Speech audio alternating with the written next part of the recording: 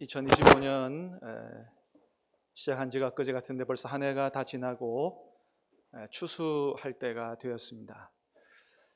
지난 월요일에 오랜만에 아내하고 바람을 쐬려고 저 대저 쪽으로 해서 이제 김해 쪽으로 갔는데 그쪽으로는 처음 가봤어요. 굉장히 넓은 밭이 펼쳐져 있더라고요. 저 사진은 제가 드론 띄어서 찍은 게 아니고 그걸 못해서 그냥 인터넷에서 가져온 사진인데 그 넓은 땅을 보면서 옛날에 고등학교 때 배웠던 김해평야가 여기구나 하는 생각이 들었어요. 맞습니까? 그쪽 김해평야 맞아요? 그래서 여기가 김해평야구나. 뭐 땅이 얼마나 넓은지 굉장히 넓은 밭인지 논인지 그렇게 펼쳐져 있는데 완전히 들판이 황금 물결이 됐어요. 벼가 얼마나 잘 익었는지 저거 그냥 사진에서 그렇지 진짜는 아주 진짜 황금 들판이 됐더라고요. 벌써 시간이 이렇게 지나서 추수할 때가 됐구나 하는 생각이 들었습니다. 그 들판을 보면서 또 동시에 그런 생각이 들었어요. 하나님의 추수에 대한 생각이 들었습니다. 여러분, 하나님은 우리가 하나님이 어떤 분인지를 잘 알도록 하기 위해서 두 가지 계시를 주셨는데 하나는 그걸 일반 계시라고 그러고 또 하나를 특별 계시라고 그럽니다. 일반 계시는 뭐가 일반 계시라고요? 자연이라든지 어느 우주 만물이라든지 이걸 일반 계시라고 그러고 특별히 주신 특별 계시는 뭐라고요? 성경, 하나님의 말씀. 그래서 성경을 통해서라든지 성경이 없는 사람들도 하나님이 어떤 분인지 전혀 모르지 않도록 자연을 보고 우주 만물을 보면서 하나님이 어떤 분인지를 알 수 있도록 그렇게 하나님께서 계시를 해놓으셨다. 성경만이 아니고 어디에도요? 온 우주 만물에도 계시를 해놓으셨다. 로마서 1장 20절에 그거를 잘 말씀해주고 있죠. 한번 같이 볼까요? 시작. 창세로부터 그의 보이지 아니하는 것들 곧 그의 영원하신 능력과 신성이 분명히 보여 알게 되나니 그러므로 저희가 핑계치 못할지니라. 아멘. 자, 하나님의 영원하신 능력 신성이 어디에 분명히 보여 알게 된다고요? 하나님이 만드신 만물에 분명히 보여 알게 된다. 그래서 복음이 들어가지 못하고 성경을 받지 못한 사람들도 우리는 하나님 모른다 핑계할 수 없는 이유는 하나님이 하나님을 알 수 있도록 어디에도 자연과 온 우주 만물에도 하나님의 능력, 하나님의 영원함, 하나님의 살아계심, 하나님의 지혜를 이 만물 안에 다 새겨놓으셨다는 거예요. 여러분 어떠세요? 오늘도 날씨가 너무나 좋은데 여러분 하늘을 보시면서 여러분 하나님의 선하심을 보십니까? 지금 뭐 온 산들이 울긋불긋 단풍으로 옷을 갈아입고 있어요. 그런 걸 보면서 여러분 하나님의 선하신 섭리를 보고 계십니까? 황금 들판을 보면서 하나님의 섭리를 볼 수 있느냐 이거죠. 제가 엊그제 저녁을 먹고 이제 저기 산책을 하러 이렇게 나갔어요. 많은 사람들이 저녁 먹고 산책을 나오더라고요. 근데 이 아파트 주민들이 주로 다 강아지를 한 마리씩 끌고 나와요. 그래서 강아지 데리고 산책길 겸 다 나오는데 제가 가만 보니까 강아지들이 조금 가다가 다 하나같이 조금 가다가 한쪽 다리를 들더라고요. 왜 한쪽 다리를 들죠? 상상에 맡기겠습니다. 그래서 저는 그걸 보면서 참 새삼 신기했어요. 왜 강아지들은 가다가 다 그걸 볼 때 다 한쪽 다리를 들고 볼까? 어떤 강아지도 한쪽 다리를 드는 게 아니고 가서 두 다리를 들고 전봇대를 붙잡고 그렇게 용변을 보는 강아지는 한 강아지도 없더라고요. 신기하지 않아요? 왜 강아지들은 서서 이게 전봇대를 붙잡고 안 하고 왜 한쪽 다리를 들고 할까? 우연히 그렇게 된 걸까요? 여러분 그게 우연히 그렇게 된 거면 100에 하나는 1000에 하나는 어떤 강아지가 있어야 되냐면 다 다리를 들고 봐도 어떤 강아지 하나는 두 다리를 전봇대 붙잡고 하는 강아지가 있어야 돼요. 우연이라면. 근데 그런 강아지는 하나도 없다는 거죠. 왜요? 창조주 하나님께서 너는 짐승으로서 그렇게 영변을 보도록 그렇게 설계하고 만드셨기 때문에 그게 그렇게 된 것이다 라고 하는 거죠. 여러분, 하나님의 살아계심이 믿어지고 하나님 은혜 가운데 영안이 열리면 보게 될 줄로 믿습니다. 로마서 1장 20절에 바로 그거 얘기하는 거예요. 하나님이 만드신 모든 만물 가운데 그걸 가만히 보면, 영안이 열리면 하나님의 살아계심, 하나님의 능력, 하나님의 신성, 그거 다 볼 수 있게 된다라고 하는 겁니다. 여러분, 그런 것처럼 지금 우리가 이렇게 가을역에 저렇게 넓은 김해 평야에 펼쳐진 황금들판 추수할 때가 됐구나 라는 사실을 바라보면서 무엇을 생각할 수 있어야 된다는 겁니까? 마지막 때 하나님께서 추수하실 때가 있구나라고 하는 사실을 깨달아 할 수 있어야 된다라고 하는 겁니다. 사랑하는 여러분, 눈에 보이는 것만 보는 것이 아니고 그것을 넘어서 하나님의 살아계심, 하나님의 능력, 하나님의 섭리, 이런 것들을 다 볼 수 있는 은혜가 있게 되기를 주님의 이름으로 축복합니다. 추수할 때가 됐어요. 하나님의 추수를 생각할 수 있어야 된다는 겁니다. 여러분이 마지막 때의 추수는 무엇보다도 특별 계시인 성경에 분명하게 기록이 되어 있죠. 마태복음 13장입니다. 한번 보겠습니다. 시작. 밭은 세상이요, 좋은 씨는 천국의 아들들이요, 가라지는 악한 자의 아들들이요, 가라지를 뿌리는 원수는 마귀요, 추수 때는 세상 끝이요, 추수꾼은 천사들이니 그런즉 가라지를 거두어 불에 사르는 것과 같이 그러하리라. 아멘. 예수님이 직접 하신 말씀이죠. 알곡과 가라지 비유입니다. 추수 때는 세상 끝이요, 39절에 그러죠? 세상 끝에 추수 때가 있다는 겁니다.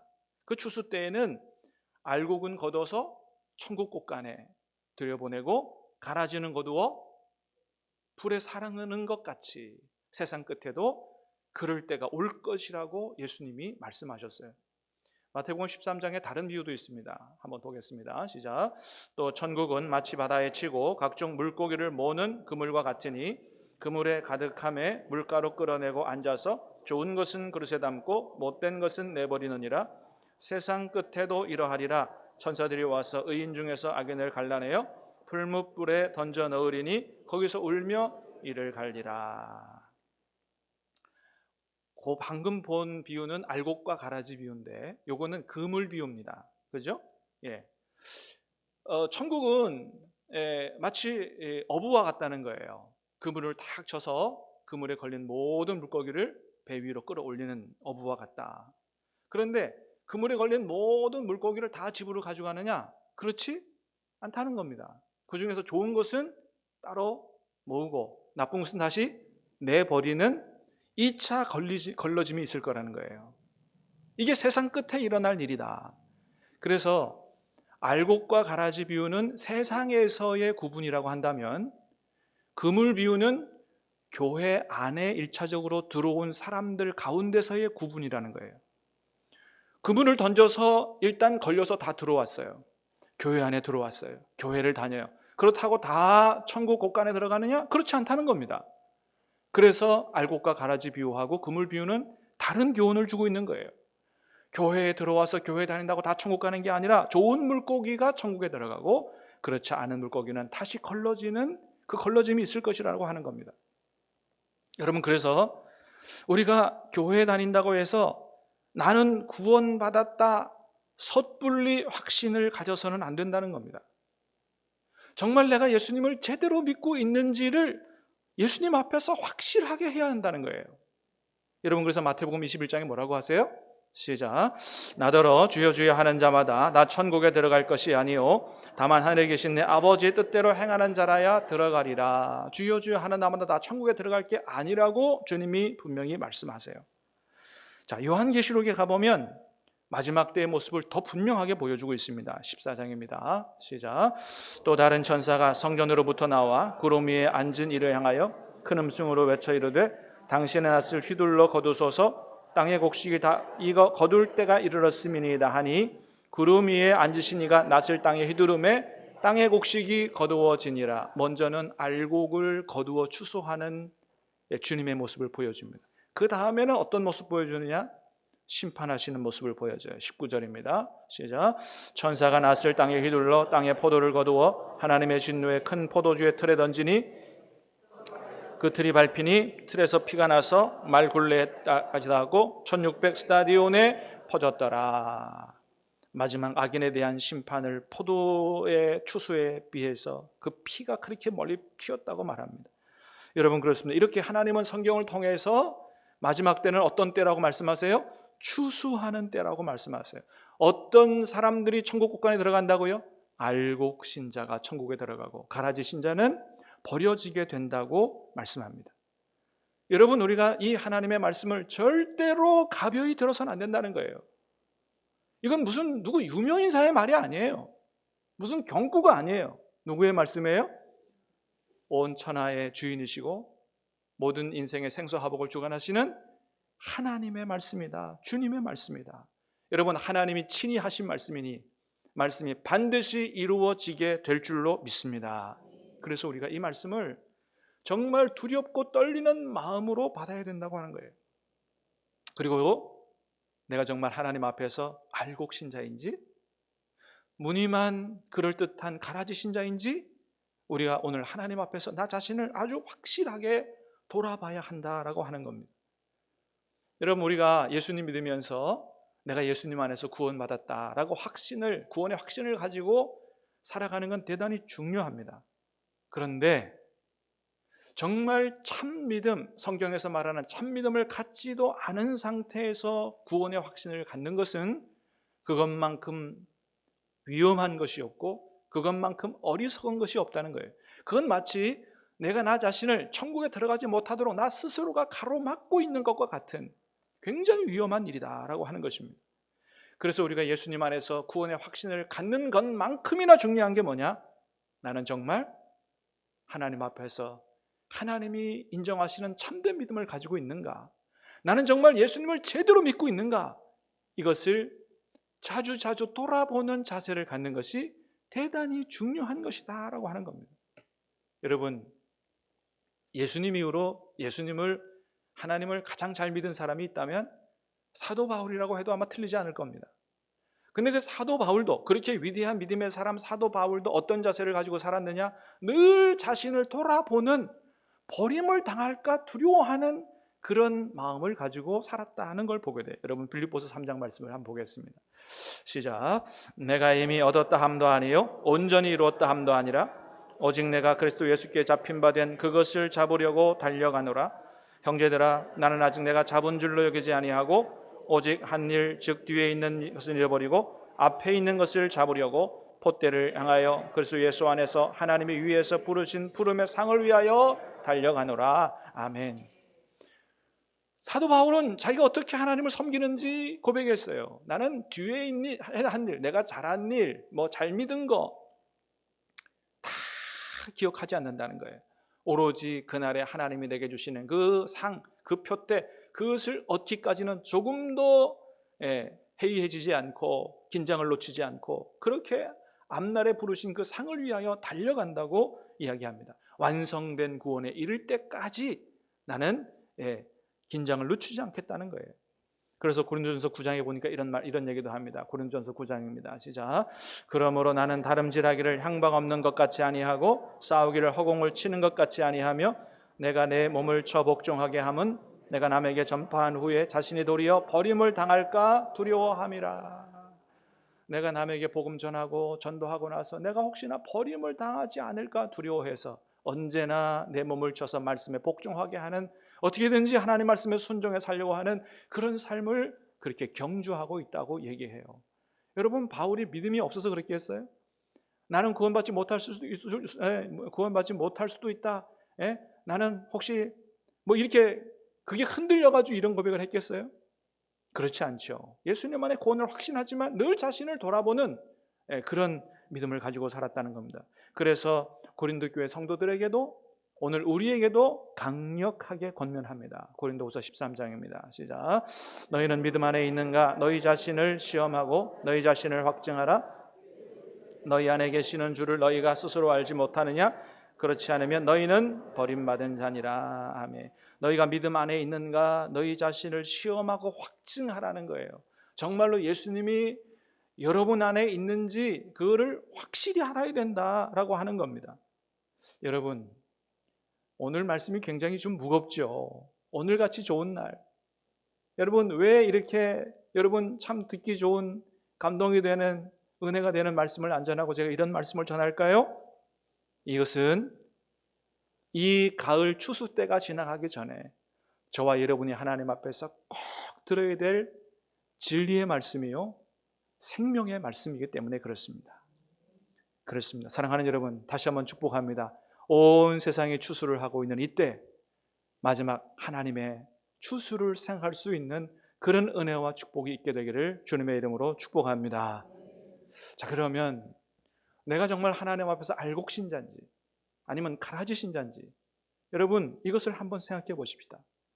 내가 알곡 신자인지 가라지 신자인지를 구분하는 것은 그렇게 어려운 일이 아닙니다. 성경 말씀을 통해서 보면 나의 성품과 삶에 하나님이 기뻐하시는 선한 열매가 맺혀지고 있는가, 이걸 돌이켜보면 된다는 거예요. 먼저 가라지 열매입니다. 갈라디아서 5장의 말씀이에요. 시작. 육체의 일은 분명하니 곧 음행과 더러운 것과 호색과 우상숭배와, 계속해서 20절부터 쭉 시작. 우상숭배와 주술과 원수 맺는 것과 분쟁과 시기와 분냄과, 예,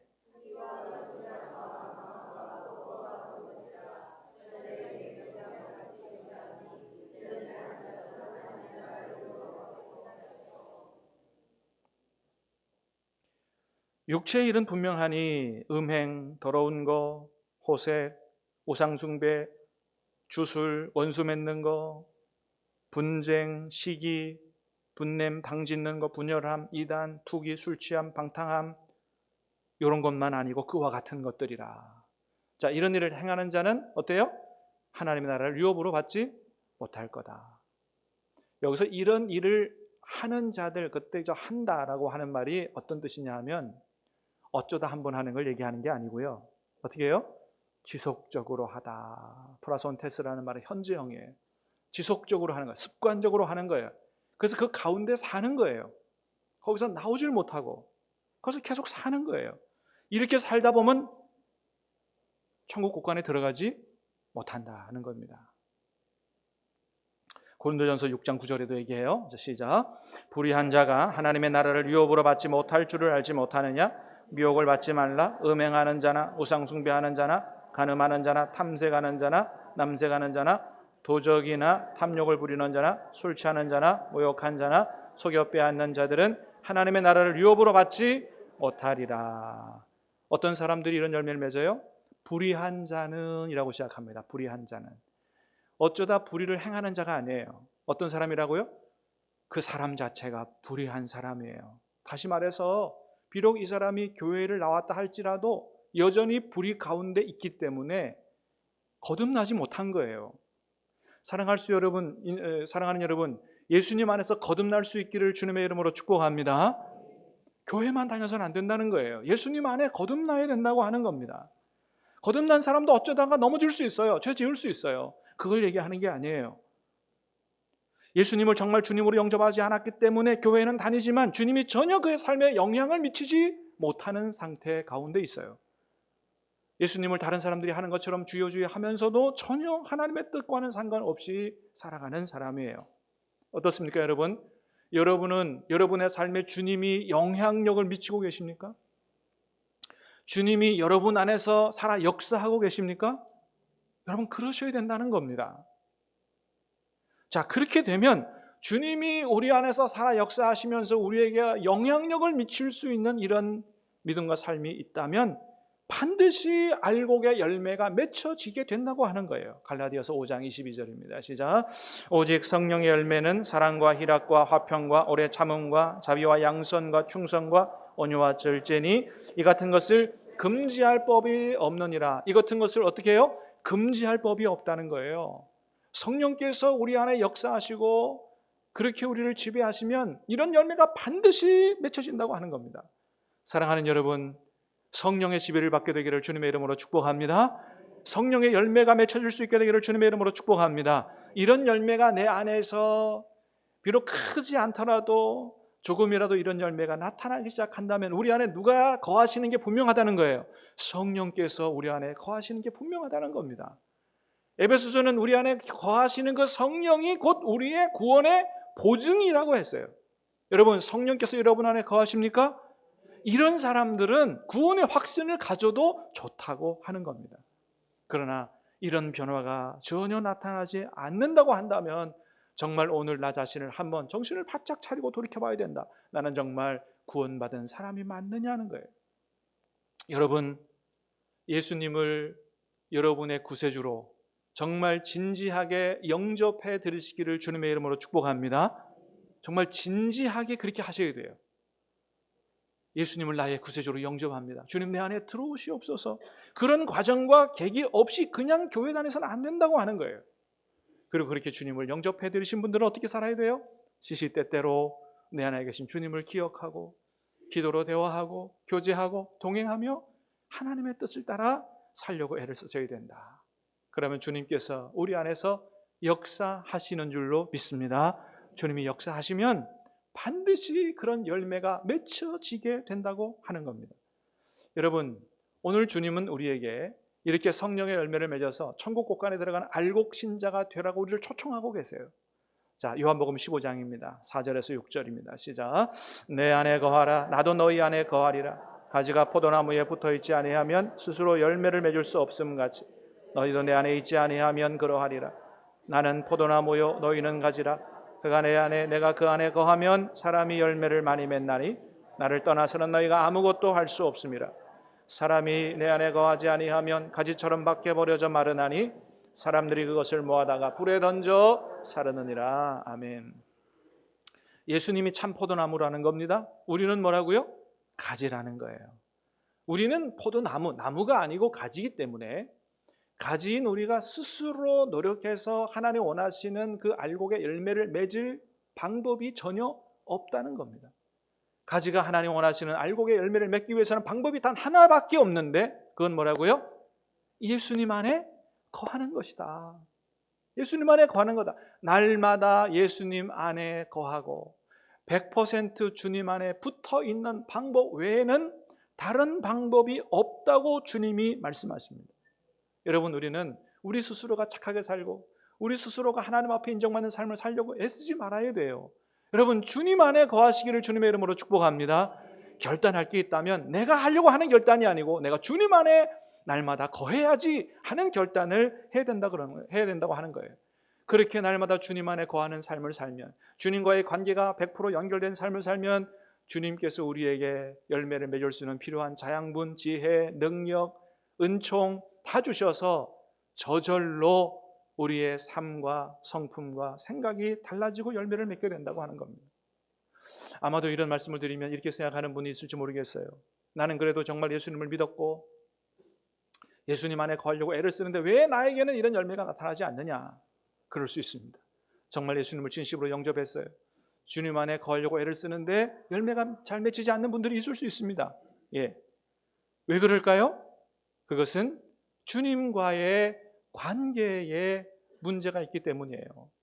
여러분, 늘 말씀드리지만 아무리 가지가 나무에 붙어 있다고 해도 한 10%밖에는 못 붙어 있고 90% 가지가 부러져 있다면 어떻게 그 가지에서 좋은 열매가 맺힐 수 있겠냐는 거예요. 여러분, 주님과의 관계를 한번 돌이켜 보시기 바랍니다. 그래서 중요한 거는 예수님 안에 접붙임을 받았다는 것으로 만족하지 말고 내 가지는 예수님과의 관계에서 몇 프로 붙어 있느냐, 90% 풀어져 있지는 않느냐 말이에요. 사랑하는 여러분, 100% 붙어 있게 되기를 주님의 이름으로 축복합니다.